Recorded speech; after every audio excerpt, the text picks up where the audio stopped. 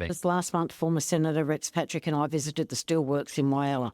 A follow-up visit to check on progress. We came away deeply concerned. You see, in 2016, the steelworks in Whyalla went through a crisis when the previous owner, REM, went into administration with $4 billion in debts. The British billionaire, Sanjay Gupta's GFG Alliance came in with plans of new investment in renewable energy projects to reduce operating costs, a 200-megawatt solar farm, a pumped hydro and a large-capacity lithium-ion battery. The Whyalla plant would progressively transform into a 10 million tonne per year green steel mega plant. Intoxicating words that offered hope and grand vision for the future. Then in 2020, Green Steel Capital, GFG's financier collapsed and the steelworks started sliding back into strife. Then in March this year, a 2-day scheduled stoppage resulted in the Whyalla plant's blast furnace cooling down far more than planned, and it's been offline ever since, making the situation even worse.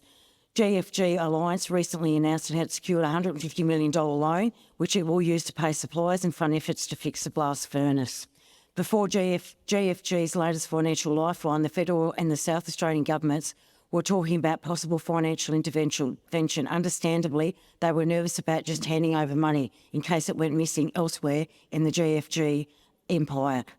Commercial businesses may make decisions in their commercial interests, not Australia's strategic or sovereign interests. They aim to make profit, not build a nation. I want to make Australia make again.